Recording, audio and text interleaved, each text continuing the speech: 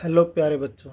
बेटा last time हमने discuss किया था, आपके पास कुछ स्टैंडर्ड डायग्राम थे किसके, मैग्नेटिक फील्ड लाइंस के। ठीक है, वो हमने डिस्कस किए थे। आप किसी की प्रॉब्लम नहीं है, इसका मतलब आप सभी को समझ में आ गया होगा। ठीक है, तो आज का जो टॉपिक है वो इम्पोर्टेंट टॉपिक है।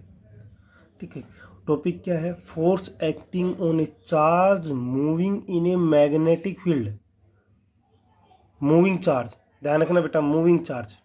सुनिए ध्यान से, मैंने आपको पहले बताया था ये करंट कैरिंग कंडक्टर आई है। ठीक है, यहाँ कोई चार्ज क्या रखा है जो कि रेस्ट पर है, जो कि रेस्ट पर है। तो ये कोई भी फोर्स मैग्नेटिक फोर्स एक्सपीरियंस नहीं करेगा।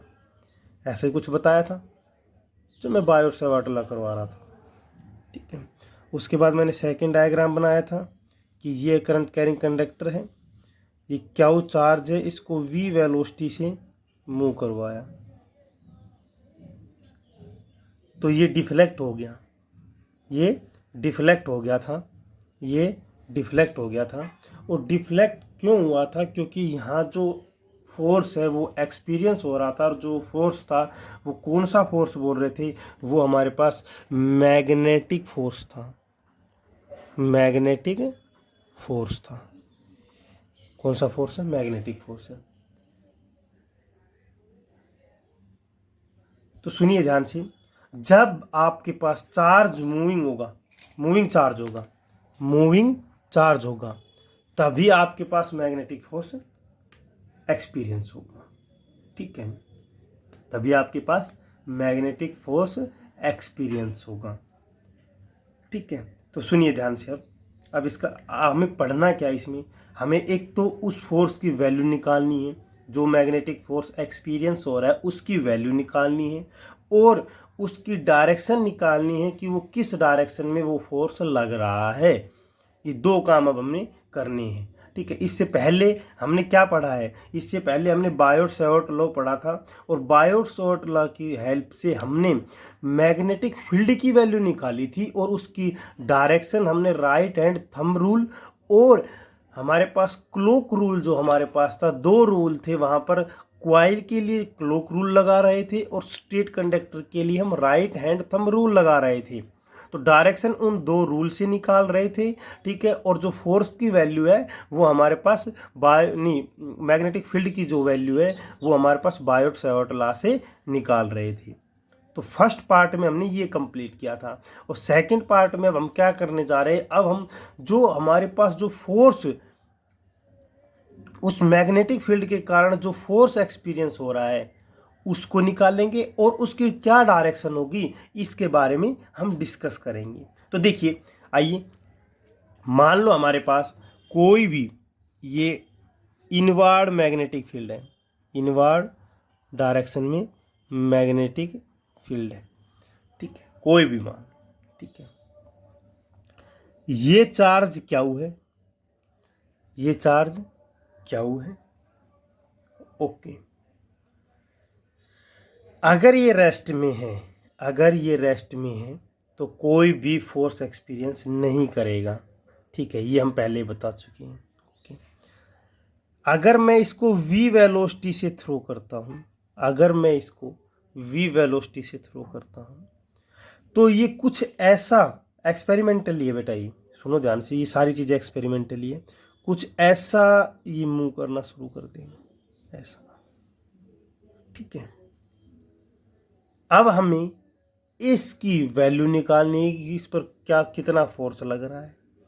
ठीक है, और सेकंड केस क्या है? हमारे पास इसकी डायरेक्शन, जो फोर्स लग रहा है वो निकालना है। तो देखिए, इनवर्ड डायरेक्शन में बी लग रहा था हमारे पास, बी इनवर्ड डायरेक्शन में था।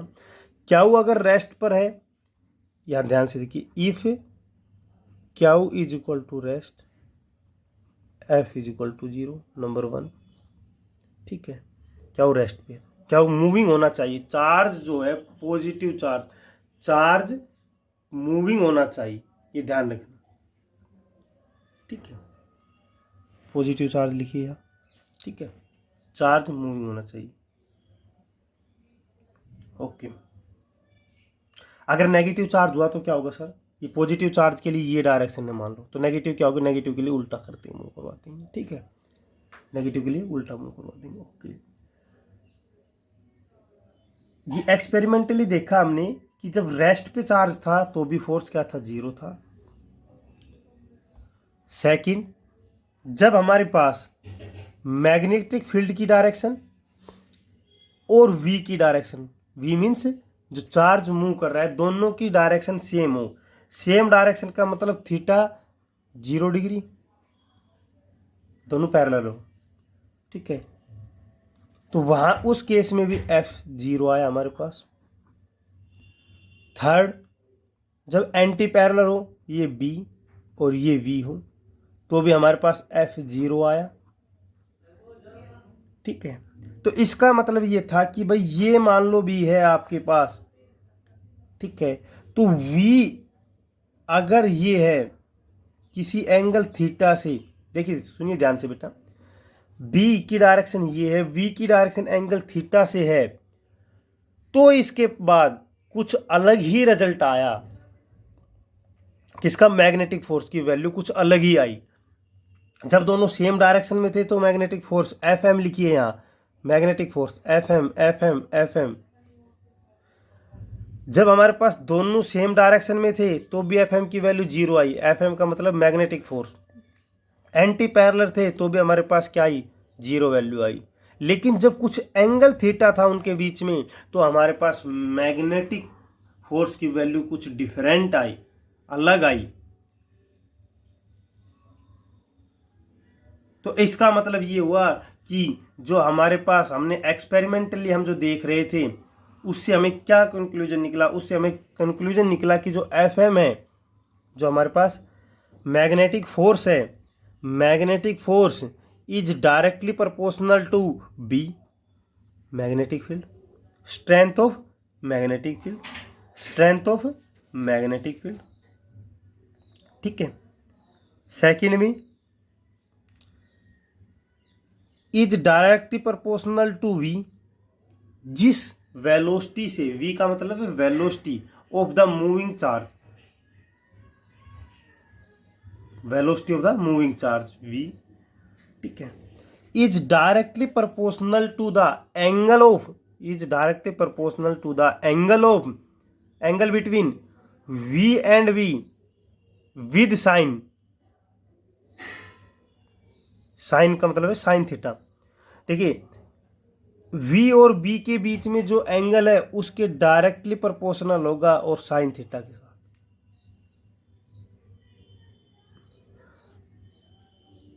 फोर्थ में क्या आया, फोर्थ में चार्ज की जो स्ट्रेंथ है क्यू की,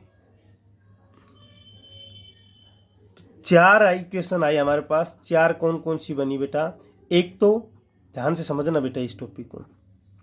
नंबर 1 कि आपके पास जो मैग्नेटिक फोर्स है वो डायरेक्टली प्रोपोर्शनल होगा किसके, मैग्नेटिक फील्ड की स्ट्रेंथ की। डायरेक्टली प्रोपोर्शनल होगा किसके, जिस वेलोसिटी से जो आपका चार्ज है वो मूव कर रहा है उसके। डायरेक्टली प्रोपोर्शनल होगा किसके, जब आपके पास V और B में कुछ एंगल है किसके साथ, और वो साइन के साथ, साइन थीटा। डायरेक्टली प्रोपोर्शनल होगा किसके, क्यू, उसकी स्ट्रेंथ कितनी है चार्ज की,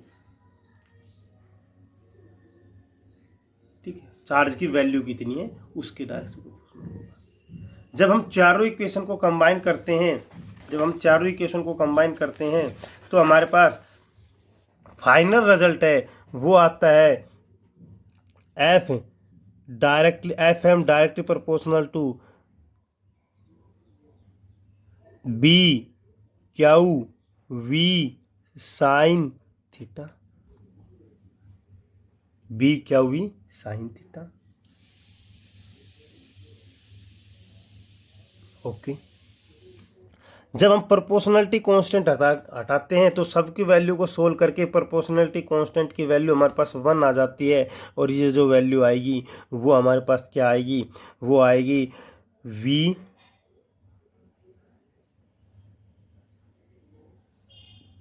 Q V B sine theta, Q V B sine theta. क्या U V B sine theta, ये हमारे पास वैल्यू आती है।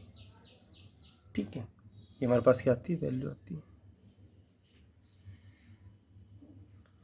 अब V B sine theta, V B sine theta, सुनिए बेटा एक फॉर्मूला मैं बता रहा हूँ, ए क्रॉस बी क्या आएगा, ए का मैग्नीट्यूड, बी का मैग्नीट्यूड और साइन थीटा, ये वैल्यू आती है। A cross B, A B sine theta, तो V cross B V B sine theta, तो मैं इसको ऐसे भी लिख सकता हूँ क्या, क्यू और वी क्रॉस बी। ये क्या है, क्रॉस प्रोडक्ट है। क्या है, इसको हम क्रॉस प्रोडक्ट बोलते हैं। तो क्रॉस प्रोडक्ट का ये होता है फॉर्मूला, ए क्रॉस बी क्या होता है, ए बी साइन थीटा के बराबर। आपके पास ये फॉर्मूला आपके +1 +2 में आएगा, तो ये आपको याद रखने के लिए, इसको ये आप यहाँ तक याद कर सकते हैं। ठीक है, ये मैंने बता दिया। ये क्यों बताया है, क्योंकि इसका मैं रीजन बताऊँगा जब इसकी डायरेक्शन को हम डिस्कस करेंगे तब। ठीक है, इसकी डायरेक्शन को हम डिस्कस करेंगे तब। तो ये आपके पास क्या था, ये आपके पास मैग्नेटिक फोर्स की वैल्यू आई क्यू वी क्रॉस बी।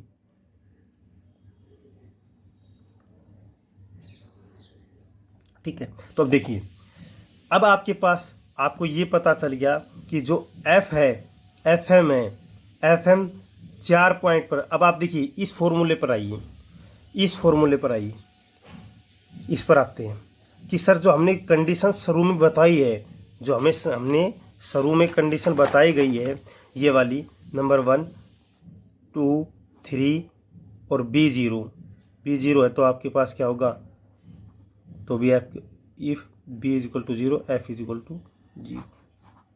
ये सारी कंडीशन सेटिस्फाई हो रही है या नहीं हो रही है, एक बार इस फॉर्मूले से देखते हैं। अगर होती कोई सी कंडीशन सेटिस्फाई नहीं होती तो फिर आपके पास क्या होगा, फॉर्मूला रॉन्ग हो जाएगा। तो देखिए बेटा, अब हमारे पास फॉर्मूला क्या आया है, हमारे पास फॉर्मूला आया है F M Q V B sine theta. अब थोड़ा जल्दी करें, फॉर्मूला समझ लिया है, वी बी साइन थीटा। ठीक है, अगर आपके पास नंबर 1 कंडीशन क्या है, B0। ठीक है, तो if B is equal to 0, B0, तो देखो B यहाँ 0 पुट करेंगे तो एफ एम क्या हो जाएगा, 0 हो जाएगा। होगी कंडीशन सेटिस्फाई, एक होगी।